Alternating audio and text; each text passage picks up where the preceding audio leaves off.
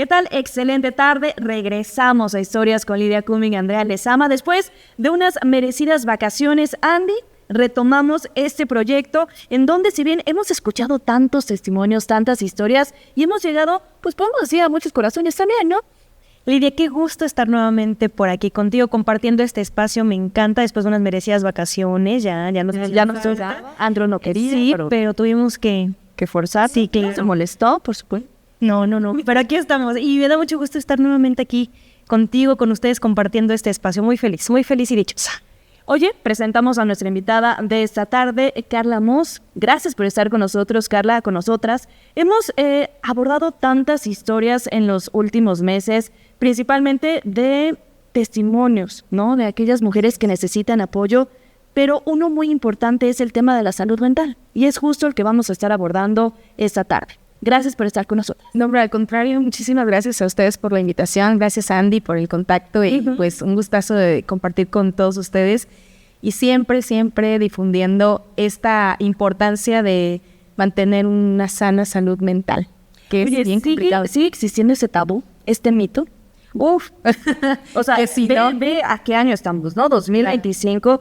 Y se vuelve primordial, ¿no? Estar pensando en la salud mental. Yo lo veía, ¿sabes? Cuando empezó la pandemia y terminando la pandemia, yo decía, bueno, oye, es que esto debe ser primordial, ¿no? Todos deberían estar preocupados por su salud mental, porque yo lo vi. Claro. Pero tú como psicóloga, ¿crees que sí detonó el tema de la pandemia o era algo que ya veníamos y yo apenas lo visualicé? No, claro que sí, de por sí. O sea, yo siempre lo he dicho, fue un parteaguas. A partir de que todos nos obligaron a regresar hacia adentro, ¿no?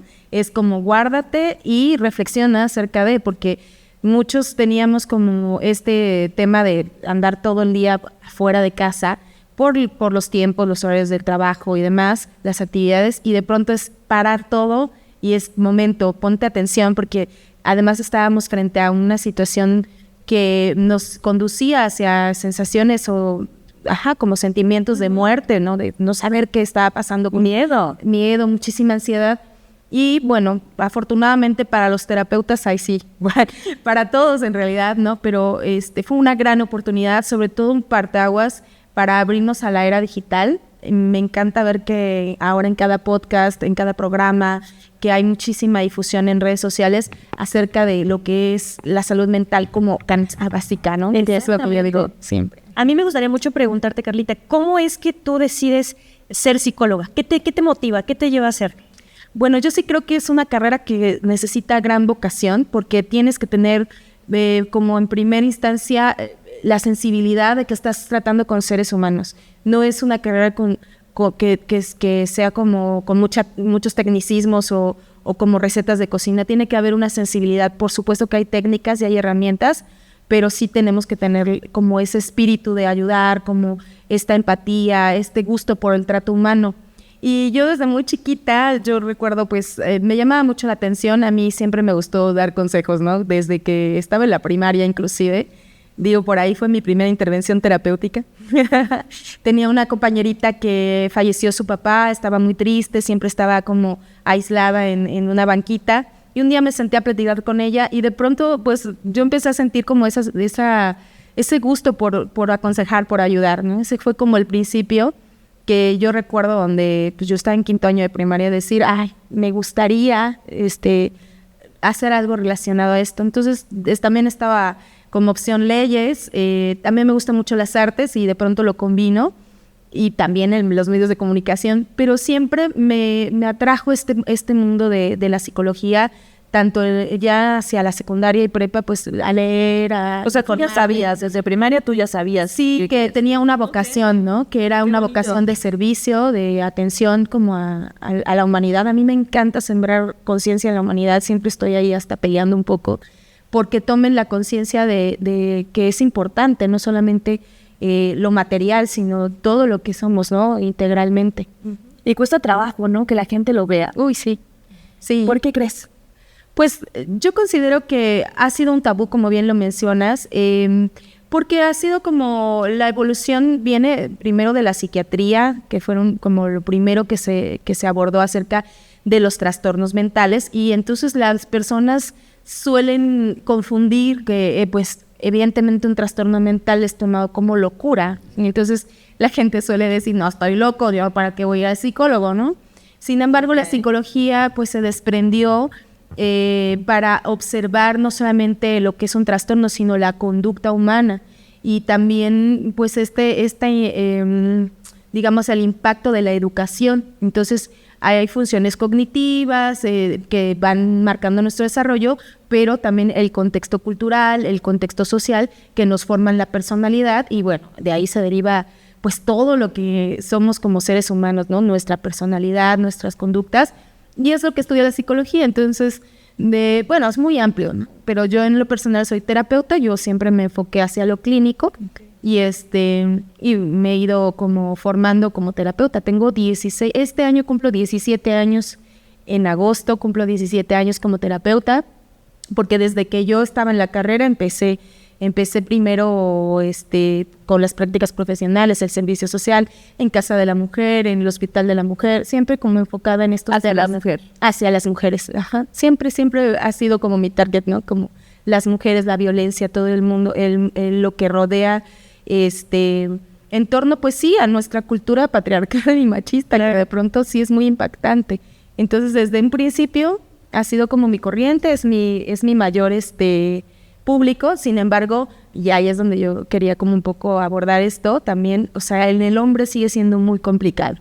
Yo, el 90% de mis consultantes son mujeres, imagínate, solo un 10% son hombres, es decir, de 10, solo uno es hombre, ¿no? Entonces, ha sido complicado. El hombre es un poquito más pragmático, siempre se van más hacia el psiquiatra a tomar medicación o al deporte o con los amigos o a echarse la chela, y prefieren eso que invertir en su salud mental. Sin embargo, considero que a partir de la pandemia sí fue mucho más consciente y cada vez es mejor. Justo. Uh-huh. Y tantos casos vemos aquí, Carla, Andy, y hablamos, ¿no?, de un buen acompañamiento legal, por ejemplo. Claro. Pero también, ¿qué importancia tiene tener un buen acompañamiento psicológico? Terapéutico, sí, claro.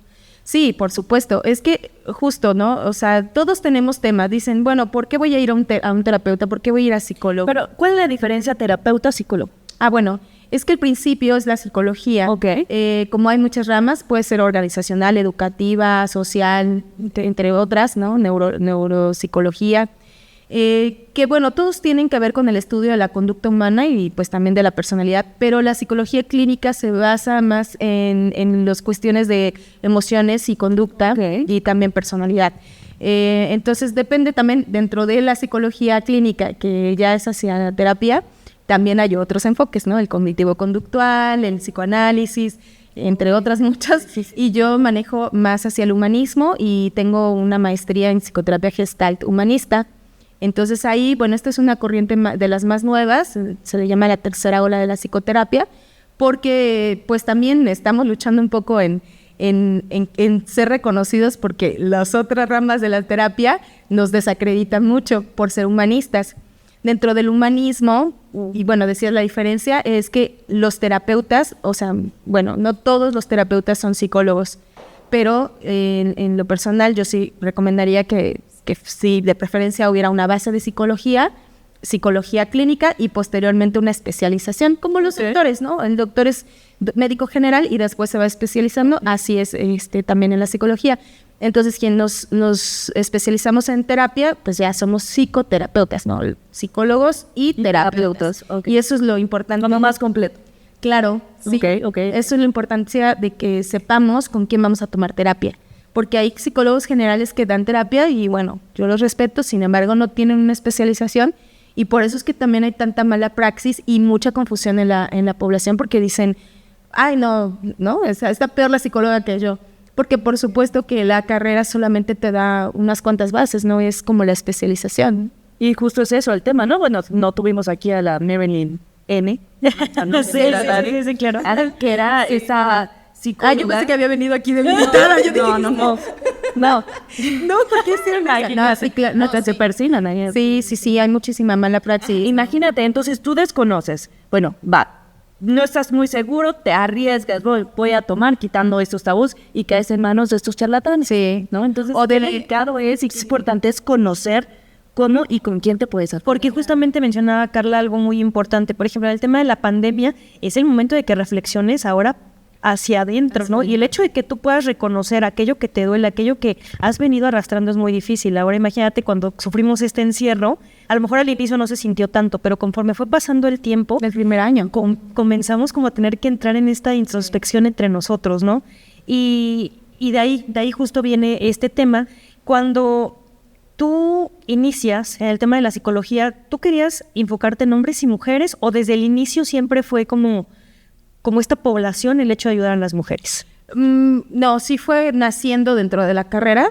Al principio yo estaba más enfocada en la educativa, porque en todos mis congresos de un principio, la mitad de la carrera, y después, pues sí, conocí maestros que me inspiraron y dije, yo quiero hacer esto. Y fue más hacia la mujer porque me daba cuenta cómo somos tan vulnerables dentro de nuestra sociedad y específicamente en México.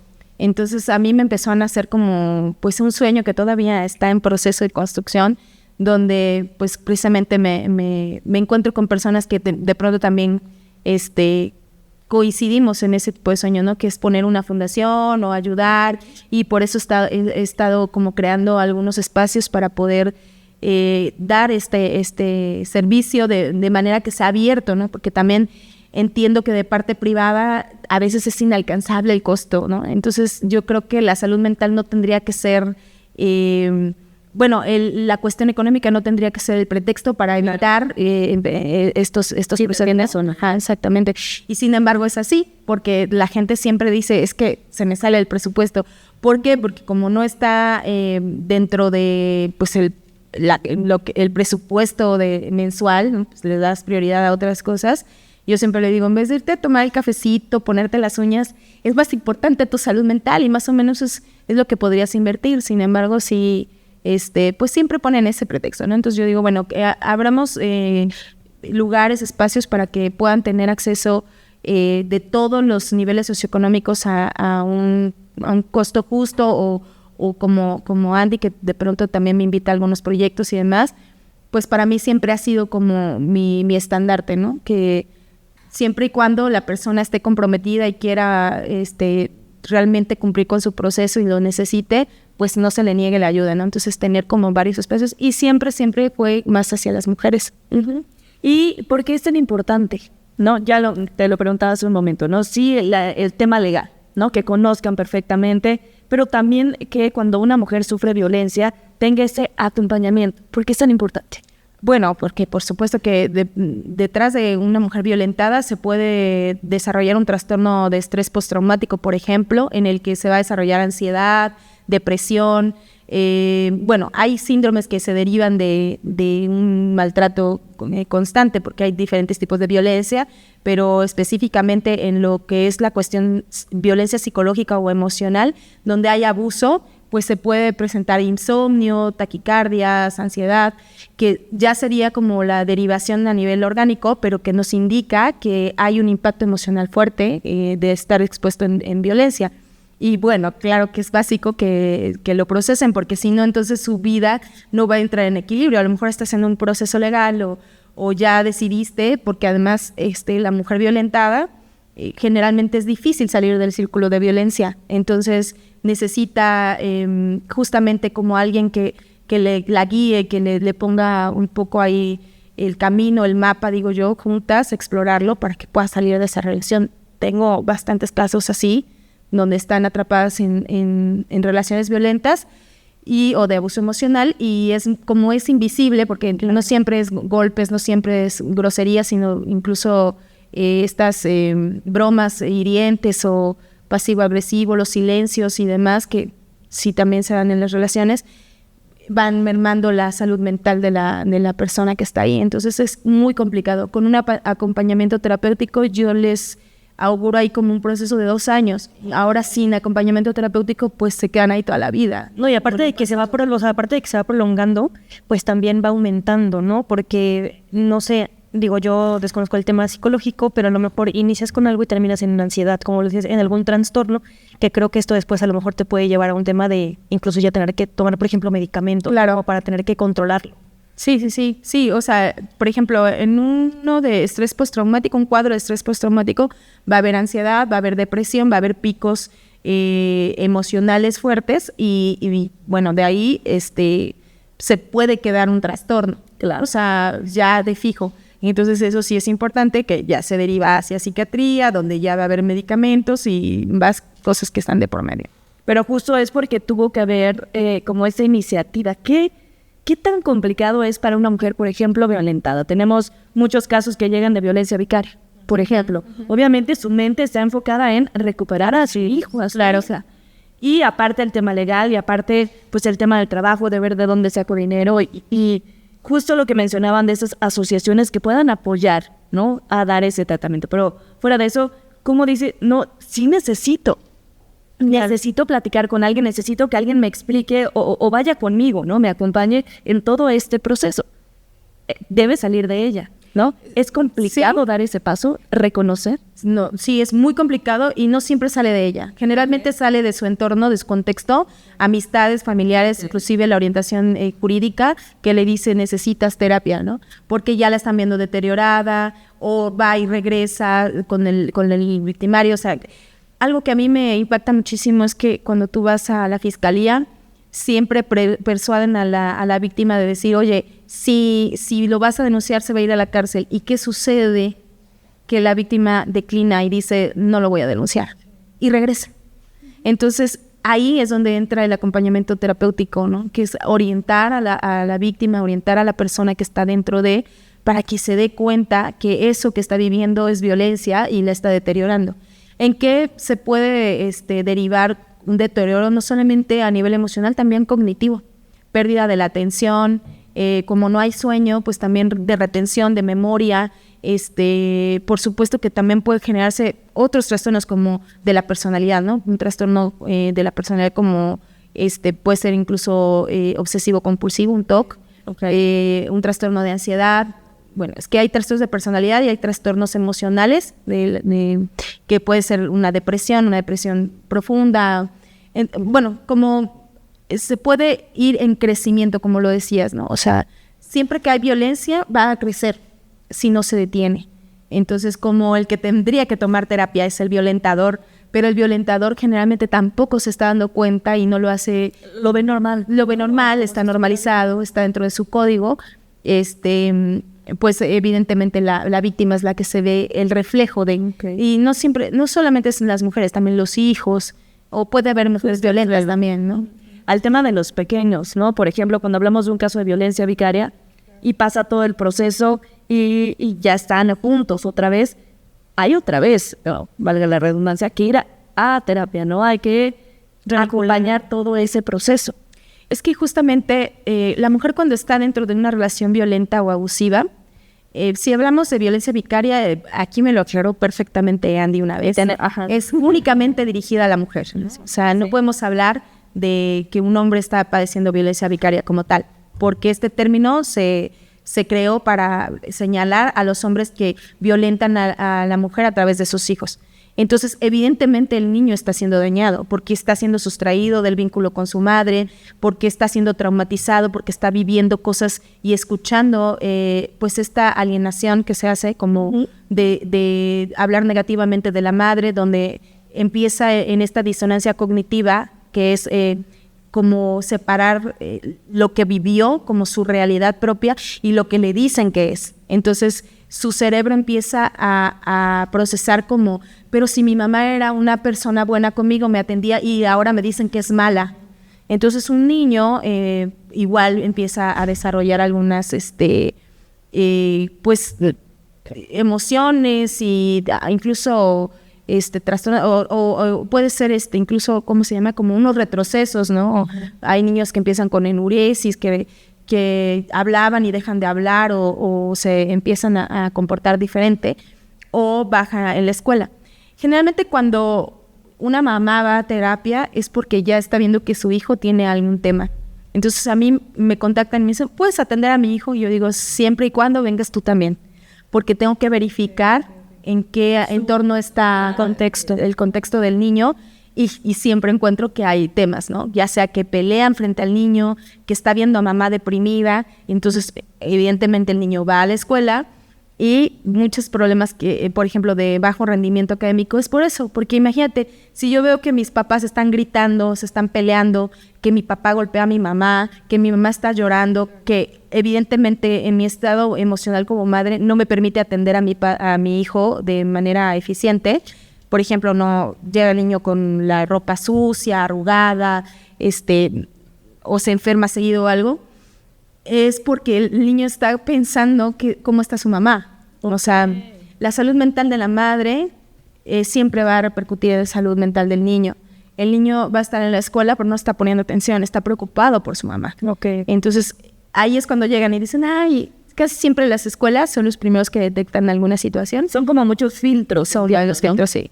Y ahora, en esos casos sí. Hay algo que se me hace muy importante que hablábamos al inicio acerca de estos profesionales que pueden ser no tan profesionales, ¿no?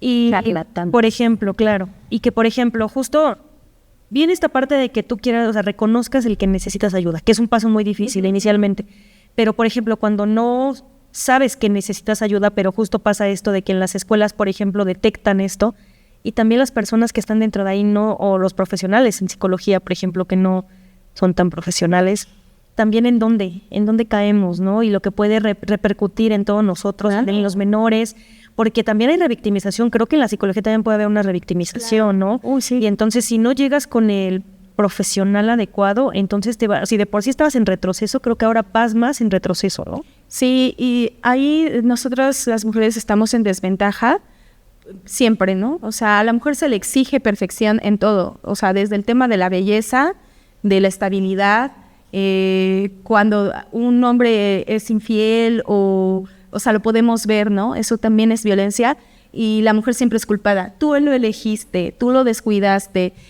seguramente tu carácter lo hizo que te dejara y se fuera. Y en esta como estructura patriarcal de la sociedad que tenemos, al hombre siempre se le excluye o se le perdona, ¿no? Los hombres son así. De pronto a mí, por ejemplo, me decían, ay, si no quieres vivir cuernos o, bueno, infidelidad, pues entonces no tengas pareja. Okay. Y yo digo, a ver, ¿por qué? ¿No? También eso, o sea, es una violencia que nos abarca a todos, que a todos nos abraza en conceptos y estereotipos que, bueno, los hombres que no son infieles de pronto pues, son como bichos raros, ¿no? Claro. Los mismos amigos o la sociedad los lleva a tener conductas violentas hacia la mujer.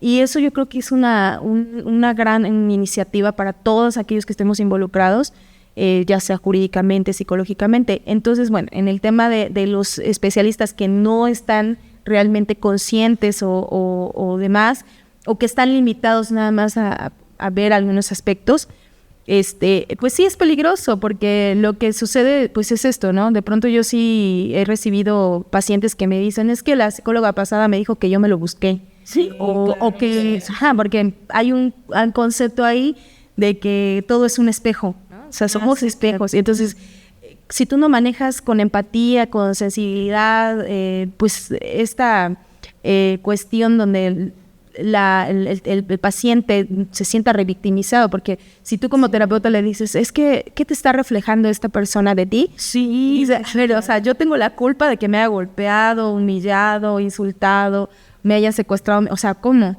Y en la cuestión de la mamá, pues es todavía triple, ¿no? Esta condena que tenemos, porque la mujer está impuesto la labor del hogar, la labor de formar a los hijos, la labor de acompañar al esposo, y el padre o el esposo solamente es ir a trabajar y como proveedor y ya, y se lava las manos.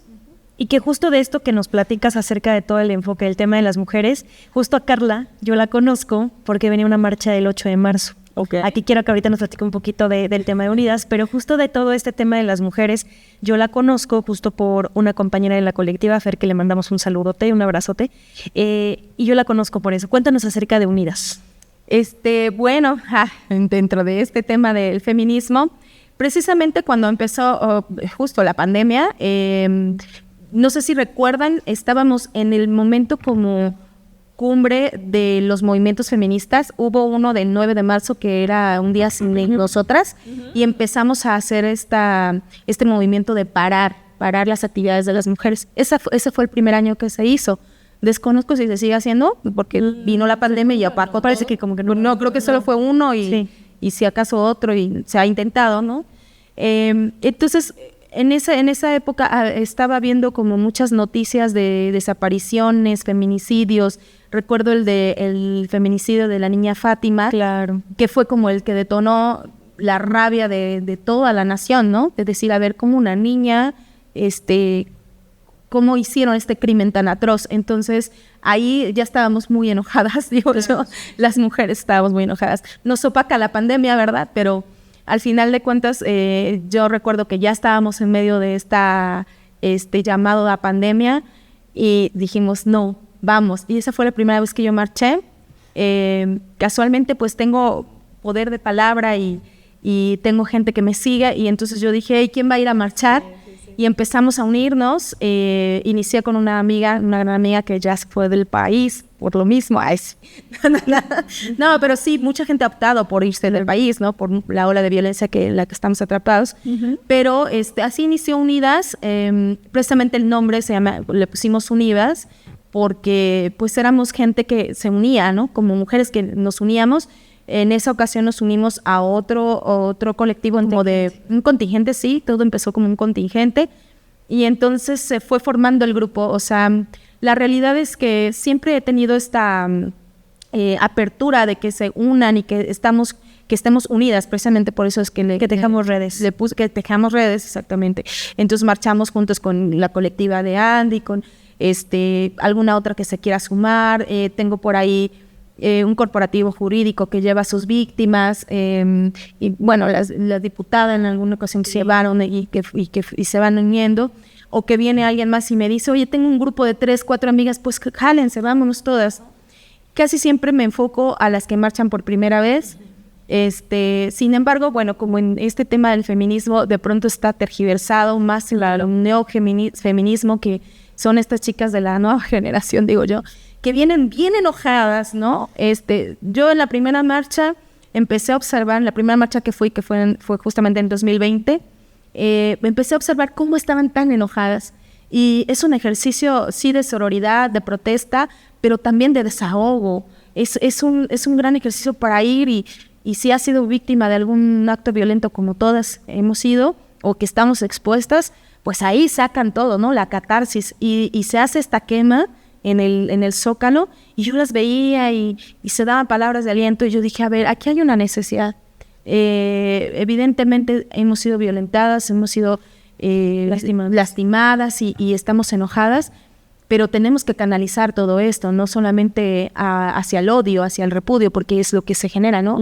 Entonces, pues ese es mi trabajo, siempre concientizar al feminismo, pues más hacia un feminismo más liberal. Yo no soy tan radical. O sea, que las mujeres se acerquen a ti. Es como que sea una red de apoyo, entiendo. Sí, ¿no? Sí. Es eso. Sí, y bueno, yo lo que hago es como armar todo el esquema o la estructura de la marcha, informar, orientar, resolver dudas, abrir el foro para que hablen, para que compartamos, para que nos conozcamos. En las últimas 2 marchas no he podido, por cuestiones personales, no he podido asistir a la marcha, pero alternamente hago actividades donde se pueda incluir la temática, y también, por supuesto, ahí está la colectiva, ¿no?, abierta a todos. Y yo siempre digo, es un grupo de todas, en la que todas estamos unidas en pro de orientación, de contención, que haya áreas de oportunidad también laborales, donde siempre hay mujeres. Yo digo, siempre hay una red, y eso es lo bonito, ¿no?, de la sororidad entre mujeres, el poder saber que justamente estamos derrocando los estereotipos acerca de nosotras mismas, porque acuérdense que decían antes, ¿no?, mujeres juntas ni difuntas. Y el peor enemigo. Y nos ponen a competir, y la competencia siempre, el premio es un hombre proveedor, un buen postor, y ahí nace esta competencia entre mujeres, a ver quién es la más bella, quién es la más atractiva, la que más tiene. Y ahora pues se está derrocando con el feminismo, solo que a mí sí me gusta promover un feminismo sano, donde no se odia a los hombres, sino que la lucha sea contra el sistema, no contra los hombres. Entonces a veces hay mucha confusión, ¿no? Esta misandria que se está difundiendo a mí no me gusta para nada, y por eso también paré un poquito, porque me di cuenta como muchos hombres también han sido injustamente juzgados y señalados, y fácilmente les hacen una pinta y los sacan en estos quemas que se hacen. Que se desvirtúa. Se desvirtúa, ¿no? Exactamente el movimiento. Entonces ahora, bueno, creo que muchas mujeres que estamos conscientes de lo que realmente significa, estamos tratando de reivindicar hacia el punto donde realmente sea sano, ¿no? Ayudarnos entre nosotras, ser una red, pero también concientizar al mundo, al sistema, a la población, a la sociedad, de que la violencia todavía no termina y tenemos que ir cambiando las ideologías. Carla, muchísimas gracias. Espero que no sea la única vez que nos visites y que justo sigamos, porque el tema nos da para muchísimo, ¿estás de acuerdo? Así es. O sea, podríamos seguirnos, por aquí ya nos están haciendo la de ya, pero yo creo que, ¿en dónde te pueden buscar? Claro que sí, pues con muchísimo gusto, tanto para orientación como de relación al feminismo, como para terapia, por supuesto, doy terapia familiar, individual, de pareja. Me pueden buscar en mis redes sociales como Carla M-O-S-Z, Carla Moss. Puede ser en Facebook, en Instagram, en TikTok, en YouTube. También por ahí subo mis clips. Muy bien. Y pues bueno, ahí está. El teléfono 2221-1761-55 por WhatsApp. Me mandan un WhatsApp y pues ahí igual asesorías y demás. Con muchísimo gusto. Muchísimas gracias, Carla. Andy, muy contenta de haber estado aquí con ustedes. Nos estamos viendo en el siguiente capítulo de Historias con Lidia Cumming y Andrea Lezama. Bonito. Gracias.